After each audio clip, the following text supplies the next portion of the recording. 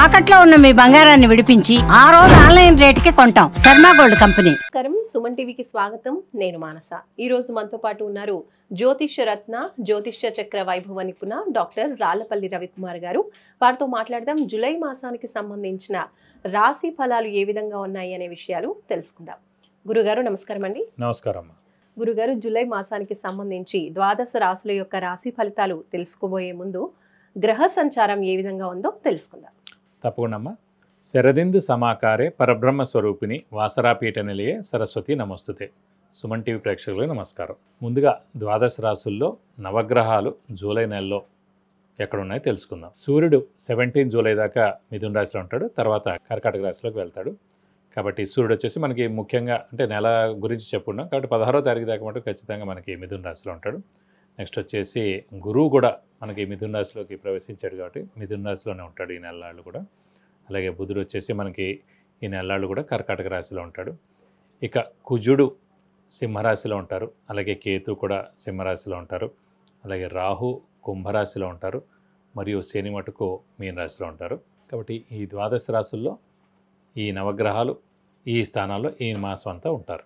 ఈ మాసంలో వృశ్చిక రాశి వాళ్ళ రాశి ఫలితాలు ఏ విధంగా ఉన్నాయో తెలియచేయండి. తప్పకుండా అమ్మా. వృశ్చిక రాశి అనగానే మనకి విశాఖ 4వ పాదం, అనురాధ 1, 2, 3, 4 పాదాలు, జ్యేష్ఠ 1, 2, 3, 4 పాదాలు, ఈ నక్షత్రాల సమూహం అంతా మనకి వృశ్చిక రాశిలోకి వస్తుంది. ప్రస్తుతం అష్టమ స్థానంలో గురువు ఉన్నాడు. సో గురుబలం తక్కువగా ఉంది. దేవుడి వల్ల మన అర్ధాష్టమ శని కూడా నడిచింది, అది వెళ్ళిపోయింది. ఇప్పుడు పంచమ స్థానంలో శని ఉన్నాడు, కాస్త పర్వాలేదు. అలాగే రాహుకేతులు మటుకు చతుర్థ స్థానంలో రాహు, కేతు ఏమో మనకి దశమ స్థానంలో ఉన్నాడు, ఇది కూడా కాస్త పర్లేదు. కాబట్టి ఏంటి, ఇది కొంచెం మధ్యస్థంగా మీడియంగా మిశ్రమంగా ఉంటుందనే చెప్పుకోవాలి. ఎందుకంటే ఎక్కడికి వెళ్ళినా పనులు ఆలస్యంగా అవడం, అనవసరమైన మాటలు పడడం, ఏదో అసలు మనకు సంబంధించిందైనా కూడా అందులో మనం ఇరుక్కోవడం, ఇలాంటివన్నీ కొంచెం వీళ్ళకి జరుగుతుంటాయి. ఎందుకంటే చంద్రుడు సాధారణంగా ఈ రాశిలో నీచ స్థానంలో ఉంటాడు. చంద్రుడు సాధారణంగా మనస్కారకుడు, బుద్ధికారకుడు, అలాగే ఆరోగ్యకారకుడు, అలాగే తల్లికారకుడు, అలాగే అమ్మమ్మ లేదా తల్లి వాళ్ళ అక్క లేదా తల్లి వాళ్ళ చెల్లెలు అంటే పెద్దమ్మ పిన్నమ్మ వీళ్ళందరూ మొత్తం తల్లివెంపు అంతా కారకత్వం చంద్రుడు.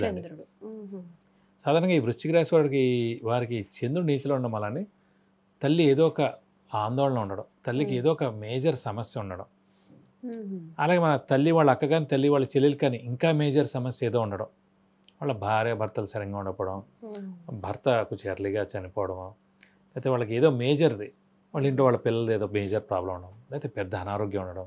ఒక చంద్రుడు ఇన్ని కారకత్వాలండి. అంటే ఒక్క చంద్రుడు నీచులో అంటే ఇన్ని జరిగేందుకు అవకాశాలు అన్నమాట. కాబట్టి సాధారణంగా వీళ్ళకి మనస్సు కొంచెం వీక్గా ఉంటుంది. అక్కడ ఏముండదు కానీ అక్కడ ఏమైనా పాము ఉందేమో, అక్కడ ఏమైనా ఉందేమో, అలజడి అన్నమాట బాగా ఉంటుంది. అందుకే చూడండి, చంద్రుడు మెయిన్ ట్యాబ్లెట్స్ అన్నీ కూడా వైట్ కలర్లో ఉంటాయి. చంద్రుడు వైట్ కలర్లో ఉంటుంది. సో ఆ వైట్ కలర్ ట్యాబ్లెట్ వేసుకుంటే మనం మనశ్శాంతిగా ప్రశాంతంగా అమ్మాయి ఇది కరెక్ట్ మందు వేసుకుంటున్నాం. అలాగే డాక్టర్స్ అందరూ కూడా వైట్ కలర్ కోట్ వేసుకుంటారు, నర్సులు కానీ, హాస్పిటల్స్ అన్నీ బెడ్షీట్స్ కానీ, హాస్పిటల్స్ అన్నీ కూడా ఇలా క్రీమ్ కలర్ కానీ వైట్ కలర్లోనే ఉంటాయి. అంటే ఒక పెద్ద అనారోగ్యంతో మీరు వచ్చినా కూడా మనశ్శాంతిగా మైండ్ ప్రశాంతంగా ఉంచి మిమ్మల్ని జాగ్రత్తగా డిశ్చార్జ్ చేయాలి. అదే మీరు ఒక రెడ్ ట్యాబ్లెట్ వేసుకోగానే అది ఇలా అలజడం అంటే, ఎందుకంటే ఇది సంబంధించింది. అది వేసుకునేటప్పుడే అబ్బా ఇది ఇలా రెడ్గా ఉంది అన్న మన మైండే అండి ఇదంతా. సో ఇక్కడ వృశ్చిక రాశి వారికి చంద్రుడే మెయిన్ కాబట్టి విపరీతం చిన్నది ఉన్నా కూడా అనవసరం ఎక్కువగా ఆలోచించి భయపడిపోయేది. ఎవరైనా చనిపోయినా ఏదైనా పెద్ద ప్రాబ్లం వచ్చినా కూడా వాళ్ళకి మెల్లగా చెప్పాలి. ఒక్కసారి ఇలా డైరెక్ట్గా చెప్పారు అనుకోండి, మిగతా 11 రాశుల వాళ్ళకి మీరు ఏమైనా చెప్పండి ఏం కాదు. వృశ్చిక రాశి వారు మనకి ఏదైనా పెద్ద ప్రమాదం అయింది, మీ ఇంట్లో ఇలా జరిగింది, మీ వాళ్ళకి ఇలా జరిగింది అని మెల్లగా చెప్పాలి. స్పీడ్గా చెప్తే వాళ్ళ రియాక్షన్ వేరేగా ఉంటుంది.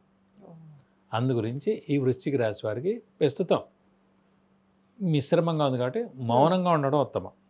ఏమైనా అన్నా కూడా వాళ్ళు అనవసరంగా దాన్ని వేరేగా తీసుకోవడం, అనని మాటకి మనని నింద పడేటట్టుగా చేయడం, ఇలాంటివన్నీ ఉంటాయన్నమాట వ్యవహారం. కాబట్టి కొంచెం మౌనంగా ఉంటే కనుక ఈ మాసం అంతా కూడా బాగానే ఉంటుంది చెప్పి. ఇంకోటి ఏంటంటే రాశ్యాధిపతి అయిన కుజుడు కూడా మనకి దశమ స్థానంలో బాగానే ఉన్నాడు కాబట్టి పర్వాలేదని చెప్పుకోవాలి ఈ మాసం.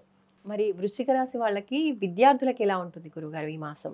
విద్యార్థులకు కూడా సువర్ణ అవకాశం చెప్పుకోవచ్చు. ఎందుకంటే విద్యార్థులు ఒక్క విషయం అన్నమాట. ఎందుకంటే అష్టమ స్థానంలో గురువు ఉన్నాడు. మామూలుగా మనం జాతకరీత్యా చూసినప్పుడు లగ్నం నుంచి అష్టమ స్థానంలో గురువు ఉంటే తల్లిదండ్రులు దూరంగా ఉండి చదువు కానీ ఉద్యోగం కానీ చేస్తారు. ఇప్పుడు ఈ విద్యార్థులకు అవకాశం ఏంటి, ఊరికే ఎందుకు దూరం వెళ్తారు? అది విదేశీ యానమైనా అవచ్చు, ప్లస్ ఫారెన్ అయినా చదువుకోవచ్చు, లేదంటే ఈ ఇక్కడ ఉన్న ఇండియాలోనే వేరే స్టేట్కి కానీ ఉమ్, వేరే డిస్ట్రిక్ట్ ఎక్కడైనా వెళ్ళడం కానీ వెళ్ళి చదువుకోవడం గల కారణం ఏంటి, వాళ్ళకి మంచి ర్యాంక్ రావడం, మంచి సీట్ రావడం, ఆ బెస్ట్ యూనివర్సిటీలో రావడం ద్వారానే వీళ్ళు స్థానచలమై అక్కడ చదువుకుంటారు అన్నమాట. ఓకే. ఇక్కడ విద్యార్థుల మటు సువర్ణావకాశం అని చెప్పుకోవచ్చు. మరి ఉద్యోగస్తులకి వ్యాపారులకి ఎలా ఉంటుంది ఈ మాసం? ఉద్యోగస్తులకి వ్యాపారస్తుల మటుకు కొంచెం మిశ్రమం అని చెప్పుకోలేదు. ఎందుకంటే శని బలం పరిపూర్ణంగా ఉండాలండి. గురుబలం తక్కువగా ఉన్నా పర్లేదు, కానీ ముఖ్యంగా బలం. ఉద్యోగస్తులకి శని, ఎందుకంటే శని ప్రొఫెషన్ కారకుడు, ఉద్యోగ కారకుడు, వృత్తి కారకుడు. అందుకే మనం మేష నుంచి స్టార్ట్ చేస్తే దశమాధిపతి మకర స్థానాధిపతి శనయ్యుడు. సో మాకు ఒరిజినల్గా చూసుకుని కూడా దశమ స్థానం చూస్తాం, ఉద్యోగ స్థానాన్ని. మేష నుంచి స్టార్ట్ చేసినప్పుడు దశమం చూసినా కూడా మకరం అయింది కాబట్టి దాని అధిపతి శనయ్యుడు కాబట్టి ఖచ్చితంగా శనే ప్రొఫెషన్ కారకుడు, ఉద్యోగ కారకుడు, వృత్తి కారకుడు అయ్యారన్నమాట.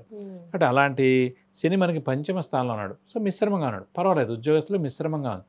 ద నేము ఫేము ప్రమోషన్స్ అనేవి లేకపోవచ్చు ఈ సంవత్సరం, పెద్ద ఇంక్రిమెంట్ రాకపోవచ్చు, కానీ దీనికన్నా కింద పడేది ఉండదు, కొంచెం పర్వాలేదని చెప్పుకోవచ్చు. మరి వృశ్చిక రాశి వాళ్ళు గురుగారు ఏ పరిహారాలు పాటించాలంటారు?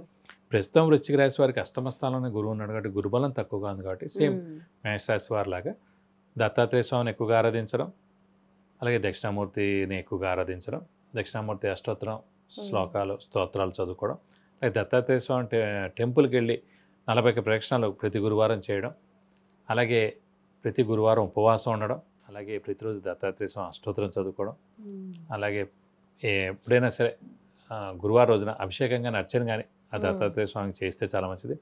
ఇంకా కొంచెం కష్టంగా ఉంది అనిపిస్తున్నప్పుడు ఖచ్చితంగా గురువుకి 16 వేలసార్లు జపం చేయించి శనగపప్పు కేజీంపో ఒక ఎల్లు లుంగి 1000 రూపాయల వరకు గోల్డ్ ఐటమ్ దానేస్తానుక దోషం మొత్తం తొలగిపోయి మీకు అన్ని విధాలా మంచి చేకూరుతుంది. రైట్ గురుగారు, వృశ్చిక రాశి వాళ్ళ మాస ఫలితాలు తెలియజేసినందుకు ధన్యవాదాలు. నమస్కారం. విద్య, ఉద్యోగం, వివాహం, వ్యాపారం, సంతానం, ఆరోగ్యం, ఆర్థికం, ఇలా ఎటువంటి సమస్యకైనా సరే గురువుగారు నుంచి మీరు పరిహారాలు తెలుసుకోవాలి అనుకుంటే స్క్రీన్ పైన కనిపించే నంబర్స్కి కాల్ చేసి లేదంటే వాట్సాప్ చేసి అపాయింట్మెంట్ తీసుకోవచ్చు. మీ సమస్యలకి పరిష్కారం తెలుసుకోవచ్చు. చూసారు కదండి, జూలై మాసానికి సంబంధించి వృశ్చిక రాశి యొక్క మాస ఫలితాలు తెలుసుకున్నాం. ఏ విషయాల్లో జాగ్రత్తగా ఉండాలి, ఏ పరిహారాలు పాటించాలి అనే విషయాలు గురుగారు చాలా క్లియర్గా తెలియజేశారు కాబట్టి తప్పకుండా ఈ పరిహారాల్ని పాటించి చూడండి. చూస్తూనే ఉండండి సుమన్ టీవీ. నమస్కారం.